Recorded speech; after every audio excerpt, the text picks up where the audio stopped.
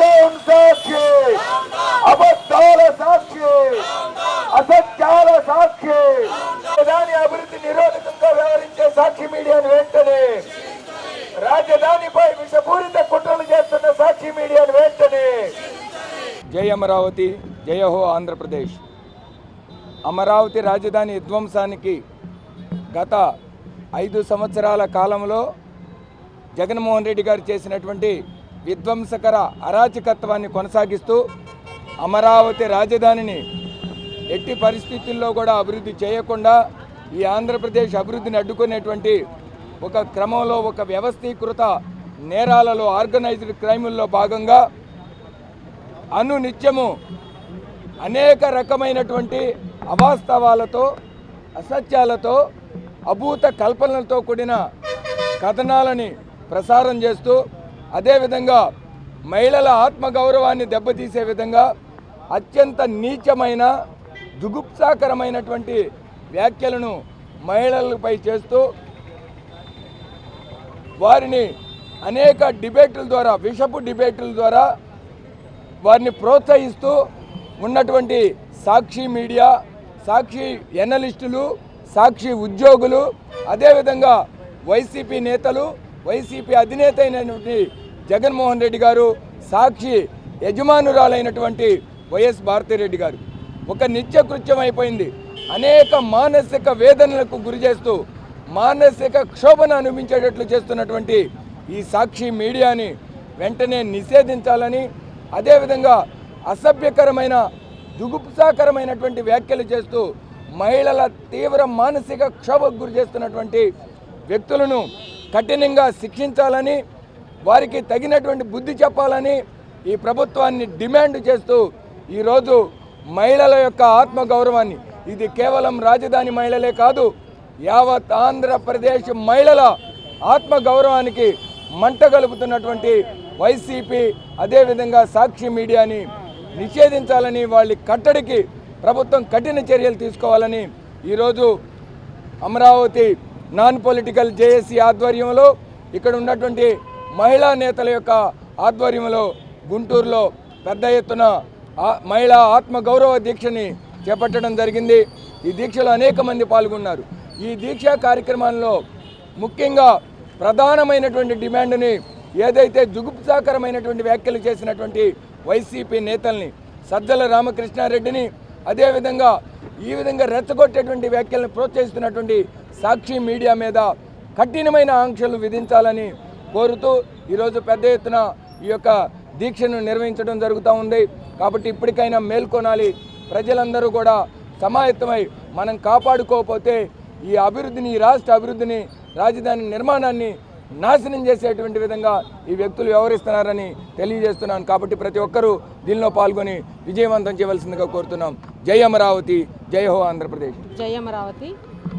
ఏదైతే అసభ్యకరమైన వ్యాఖ్యలు, జుగుప్సాకరమైన వ్యాఖ్యలు ఎవరైనా కూడా మాట్లాడాలన్నా కూడా ఆ మాట రాని విధంగా సాక్షి ఛానల్లో జగన్మోహన్ రెడ్డి గారు, ఇది ఒక జర్నలిస్టు, ఒక అనలిస్టు మాట్లాడిన మాటలు కాదు, మీరు మాట్లాడిచ్చారు. మేము గట్టిగా చెప్తున్నాం, మీ మనస్తత్వం మీ ఇది మేము 5 సంవత్సరాలు అమరావతి రైతులుగా మేము అనుభవించాం. కాబట్టి ఇవన్నీ కూడా మీరు వెనకుండి నడిపిస్తున్న మాటలు, మీరు వెనకుండి మాట్లాడిచ్చినటువంటి మాటలు ఏ విధమైన సభ్య సమాజం తలదించుకునే విధంగా ఎవరు కూడా సమర్థించినటువంటి మాటలను నిన్న మీరు అతనికి జర్నలిస్ట్కి మీరు ఛానల్లో మీరు పెట్టినటువంటి ఒక పేటీఎం బ్యాచ్, ఒక డబ్బులు ఇచ్చి మీరు అతన్ని కూర్చోబెట్టి అతను అసభ్యకరంగా అతను వెకిలి చేష్టలు, వెకిలి నవ్వులతో, అతని హావభావాలతో కూడా అతను ప్రవర్తించిన విధానం రాష్ట్ర ప్రజలందరూ కూడా చూశారు. అయినా కూడా నిన్న అతనికి సుప్రీంకోర్టు బెయిల్ ఇస్తే అది కూడా ఇచ్చింది కండిషనల్ బెయిల్ అండి అతనికి ఇచ్చింది కూడా. దాన్ని మీరు సమర్థిస్తూ మీరేదో స్వాతంత్ర సమరయోధుడు బయటకు వచ్చేసాడు, అతనికి ఏదో స్వాగతం చెప్తున్నాం, ఇతనికి ఏం తప్పు చేయలేదు అని చెప్పని మీరు ట్విట్టర్ వేదికగా మీరు స్పందించిన తీరు చాలా అసహ్యకరంగా ఉంది. జగన్మోహన్ రెడ్డి గారు, మీకు అది అర్థమవుతుందో అర్థమవటం లేదో. సాటి తల్లిని చెల్లిని గౌరవించిన వాడు మహిళలను ఏమి గౌరవిస్తాడో అనుకున్నాం, కానీ ఇంత నీచంగా మీరు దిగజారిపోతారు. సాక్షి ఛానల్లో అసహ్యకరమైన జుగుప్సాకరమైనటువంటి చర్చలను పెట్టి మీరు ఒక ప్రాంత మహిళలని అవమానించే విధంగా చేస్తారు. ఇంతకంటే దిగజారుతాను ఏముంటుంది జగన్మోహన్ రెడ్డి గారు? మిమ్మల్ని నుంచి మేము ఇంకేం ఆశించాలి రాష్ట్ర ప్రజలని మేము సూటిగా ప్రశ్నిస్తున్నాం మిమ్మల్ని. ఇంతటి నీచానికి దిగజారి అతను ఏదో వస్తున్నాడని చంద్రబాబు నాయుడు ఎల్లో మీడియా ద్వారా ఏదో ప్రచారం చేశాడు, లేదు కొంతమందిని అడ్డం పెట్టుకుని సాక్షి ఛానల్స్ మీద దాడి చేశాడు అని చెప్పని మీరు మాట్లాడుతుంటే, ఇంతకంటే కుసంస్కారం ఉన్నటువంటి వ్యక్తి అతను ఇట్లాంటి వ్యక్తిని 5 సంవత్సరాలు ముఖ్యమంత్రిగా ఈ రాష్ట్ర ప్రజలు ఎలా ఎన్నుకున్నారా అని చెప్పని ప్రతి ఒక్కళ్ళు కూడా బాధపడుతున్నారు. మహిళలను గౌరవించండి, గౌరవించడం చేత కాకపోతే నోరు మూసుకొని 11 సీట్లు ఇచ్చారు మీకు రాష్ట్ర ప్రజలు, మూసుకొని ఇంట్లో కూర్చోండి. అంతేకాని ఇటువంటి విధానాల ద్వారా, చర్చల ద్వారా, ఇలాంటి ద్వారా మీరు కనుక ఈ రకమైన ప్రచారం కనుక అమరావతి మీద చేయదలుచుకుంటే మాత్రం మిమ్మల్ని మీ ఛానల్లో ఉన్న వాళ్ళని ఎవరైతే ఈ మాట్లాడుతున్నారో మీ నాయకుల్ని రోడ్డు మీదకి ఈడ్చి కొడతారు రాష్ట్ర ప్రజలు. వచ్చే సంవత్సరం వచ్చే ఎలక్షన్కి మీరు కనీసం ఆనవాళ్ళు లేకుండా పోతారని ఈ సందర్భంగా మేము హెచ్చరిస్తున్నాం. ఒక్కసారి మీరు అమరావతి మీద ద్వేషం పెంచుకొని మీరు చేసినటువంటి విధ్వంస కాండ మేము ఇంకా మర్చిపోలేదు, రాష్ట్ర ప్రజలు ఎవరు కూడా మర్చిపోలేదు. మళ్ళీ ఇంతటి దిగజారుతనానికి ఏమి చెప్పినా కూడా మనం ఇది కాలేదు.